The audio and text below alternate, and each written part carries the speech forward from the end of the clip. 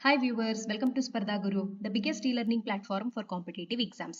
ಈ ಪ್ರಾಬ್ಲಮ್ ನೋಡಿ 9 ಮತ್ತೆ 6 3 ಟೈಮ್ಸ್ ಇದೆ. ಸೊ ಇದನ್ನು ಮಲ್ಟಿಪ್ಲೈ ಮಾಡೋ ಬದಲು ಹೇಗೆ ಬರ್ಕೋಬಹುದು ಅಂತಂದ್ರೆ 9 cube plus 6 cube is equal to ಈ 1.5 ಡೆಸಿಮಲ್ ವ್ಯಾಲ್ಯೂನ ಫ್ರಾಕ್ಷನಲ್ ಬರ್ಕೊಳ್ಳಿ 15 divided by 10 whole to the power of X into 35 into 8.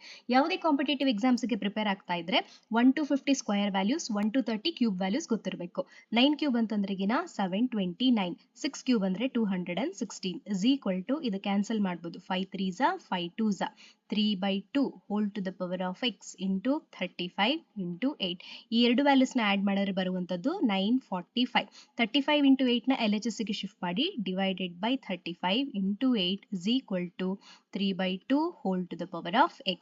35 1s 35, 27s 27 ಅಂತಂದ್ರೆಗಿನ 3 cube 8 ಅಂತಂದ್ರೆಗಿನ 2 cube. So 3 by 2 whole to the power of 3 is equal to 3 by 2 whole to the power of x. Base value same ಇದ್ದಾಗ power values ನ equal ಮಾಡಬಹುದು. So x value is equal to 3. Option C is the right answer. For upcoming videos, subscribe the channel. Thank you.